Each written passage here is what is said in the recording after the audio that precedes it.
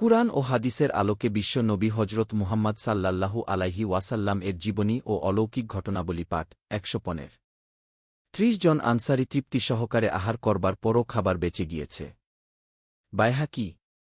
হজরত আবু আয়ুব আনসারী রাদিয়াল্লাহু আনহু বলেন, ওই সামান্য খাবার হতে ৩০ জন আনসারী পেট ভরে আহার করল এবং এই মুজিজা দেখে সকলে ইসলাম কবুল করে হজরত রাসূলুল্লাহ সাল্লাল্লাহু আলাইহি ওয়াসাল্লামের হাতে বায়াত গ্রহণ করলেন। তিনি আরও বললেন, সেদিন ওই খাবার দ্বারা সর্বমোট ১৮০ জন তৃপ্তি সহকারে আহার করেছিলেন। উপরোক্ত ঘটনাটি ওই সময়ের যখন হজরত রাসূলুল্লাহ সাল্লাল্লাহু আলাইহি ওয়াসাল্লাম মক্কা হতে হিজরত করে হজরত আবু আয়ুব আনসারী রাদিয়াল্লাহু আনহুয়ের গৃহে সাময়িকভাবে মেহমান হিসাবে অবস্থান করছিলেন। ১৪ হজরত আব্দুর রহমান বিন আবু বকর রাদিয়াল্লাহু আনহু বলেন, একবার হজরত রাসূলুল্লাহ সাল্লাল্লাহু আলাইহি ওয়াসাল্লাম এর সঙ্গে আমরা ১৩০ ব্যক্তি ছিলাম। সকলে আহারের জন্য ১.৩ সের আটার রুটি তৈরি করা হল এবং একটি বকরি জবাই করে বকরির কলিজা ভুনা করা হল। কলিজায় এত বরকত হল যে, আল্লাহর কসম, সকলেই এর টুকরা পেল।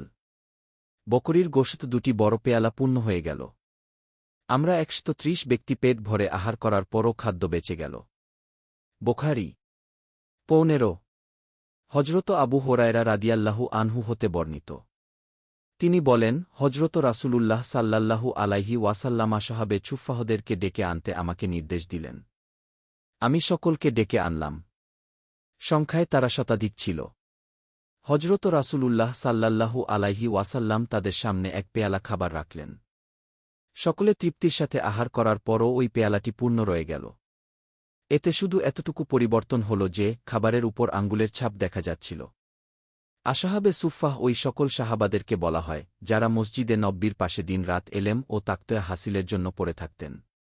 ১৬ হজরত আলী রাদিয়াল্লাহু আনহুয়ের উদ্ধৃতি দিয়ে আব্দুল মুত্তালিবের খানদানের ৪০ ব্যক্তি সম্পর্কে বলেন, তাদের মধ্যে কয়েকজন এমন স্বাস্থ্যবান ছিলেন যারা একাই পূর্ণ বকরি ও আটসের দুধ আহার করতে পারতেন। একদিন নবী কারীম আধাসের আটা রান্না করালেন। অতঃপর ওই সামান্য খাবারেই তাদের সকলে পেট ভরে আহার করার পরও খাবার উদ্বৃত্ত থেকে গেল। তাদের আহার করা শেষ হলে হজরত রাসূলুল্লাহ সাল্লাল্লাহু আলাইহি ওয়াসাল্লাম ৩-৪ জনের পরিমাণ দুধ আনালে সকলে তৃপ্ত হয়ে পান করার পরও দুধের পেয়ালা রয়ে ভর্তিই গেল। আহমদ, বাইহাকি। ১৭ ইমাম জয়নুল আবেদিন হতে বর্ণিত, একবার হজরত ফাতেমা রাদিয়াল্লাহু আনহু দুপুরের আহারের জন্য এক হাঁড়ি খাবার রান্না করে হজরত আলী রাদিয়াল্লাহু আনহু এবং হজরত রাসূলুল্লাহ সাল্লাল্লাহু আলাইহি ওয়াসাল্লামকে সংবাদ দিলেন যেন তাশরিফ এনে একসাথে আহার করেন। হজরত রাসূল সাল্লাল্লাহু আলাইহি ওয়াসাল্লাম প্রিয় কন্যা মা ফাতেমার ঘরে তাশরিফ আনলেন। অতঃপর তিনি নিজ হাতে হাঁড়ি হতে এক পেয়ালা করে খাবার বের করে নবী কারীম সাল্লাল্লাহু আলাইহি ওয়াসাল্লাম স্ত্রীদের সকলের ঘরে ঘরে পাঠিয়ে দিলেন। সবশেষে হজরত ফাতেমা, হজরত আলী রাদিয়াল্লাহু আনহু এবং নিজের জন্য এক পেয়ালা করে খাবার বের করলেন। তারপরও হাঁড়ি ভর্তি খাবার ছিল। হজরত ফাতেমা রাদিয়াল্লাহু আনহু বলেন, ওই দিন আমরা ঘরের সকলে তৃপ্ত হয়ে আহার করেছিলাম। ইবনে সাদ। ১৮ আবু কাতাদার জন্য হজরত রাসূলুল্লাহ সাল্লাল্লাহু আলাইহি ওয়াসাল্লামেরূপ দোয়া করলেন, ইয়া আল্লাহ, আবু কাতাদার চুল ও শরীরে বরকত দান করো। হজরত রাসূলুল্লাহ সাল্লাল্লাহু আলাইহি ওয়াসাল্লাম এর দোয়ার বরকতে মৃত্যু পর্যন্ত তার একটি চুলও সাদা হয়নি এবং চেহারার রূপ লাবণ্য ছিল ১৫ বছরের যুবকের মতো। তিনি ৭০ বছর বয়সে ইন্তেকাল করেন। বাইহাকি। ১৯ তিরমিজি ও বাইহাকিতে বর্ণিত আছে, হজরত রাসূলুল্লাহ সাল্লাল্লাহু আলাইহি ওয়াসাল্লাম হজরত শায়াদ বিন আবি ওয়াক্কাসের জন্য দোয়া করলেন, ইয়া আল্লাহ, শায়াদের দোয়া কবুল করো। অতঃপর হজরত শায়াদের কোনো দোয়াই আর রদ করা হয়নি। যখন যা দোয়া করেছেন তাই কবুল হয়েছে। ২০ হজরত রাসূলুল্লাহ সাল্লাল্লাহু আলাইহি ওয়াসাল্লাম হজরত ইবনে আব্বাসের জন্য দোয়া করলেন, ইয়া আল্লাহ, ইবনে আব্বাসকে দ্বীনের সমঝ ও তাঙ্গীরের এলেম দান কর।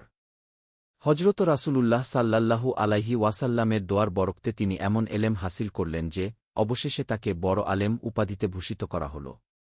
তাফসীরের ক্ষেত্রে তিনি তরজুমানুল কোরআন উপাধি লাভ করেছিলেন। বুখারী, মুসলিম।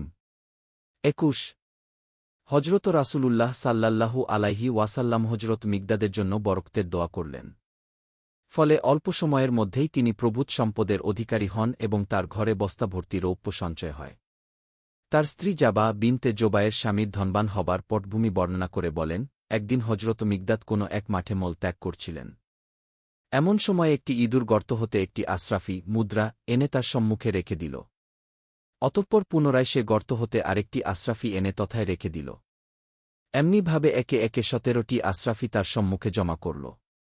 হজরত মিগদাদ মুদ্রাগুলো নিয়ে হজরত রাসূলুল্লাহ সাল্লাল্লাহু আলাইহি ওয়াসাল্লামের দরবারের এসে বিস্তারিত ঘটনা বর্ণনা করলেন।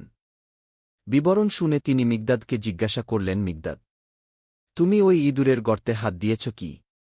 তিনি আল্লাহর নামে শপথ করে জানালেন যে তিনি এতে হাত দেননি। এরশাদ হল, মুদ্রাগুলো নিয়ে যাও। এটা আল্লাহর পক্ষ হতে সদকা। আল্লাহ তোমাকে বরকত দান করুন। হজরত মিগদাদের স্ত্রী জাবা বলেন, ওই মুদ্রা শেষ হবার পূর্বেই আমি তার ঘরে বস্তা ভর্তি রৌপ্য দেখতে পেলাম। 22 হজরত রাসূলুল্লাহ সাল্লাল্লাহু আলাইহি ওয়াসাল্লাম উরওয়াহ ইবনে আবিল জাদ বারেতির জন্য বরকতের দোয়া করলেন। উরওয়াহ ওই দোয়ার বরকতের কথা উল্লেখ করে বলেন, আল্লাহর কসম, আমি কুফার কানাচা বাজারে গিয়ে দাঁড়াতাম এবং 40,000 মুনাফা করে ফিরে আসতাম। বোখারি শরীফে এরূপও উল্লেখ আছে যে, উরওয়াহ যদি মাটিও খরিদ করত তবে হজরত রাসূলুল্লাহ সাল্লাল্লাহু আলাইহি ওয়াসাল্লামের দোয়ার বরকতে তাতেও সে লাভবান হত।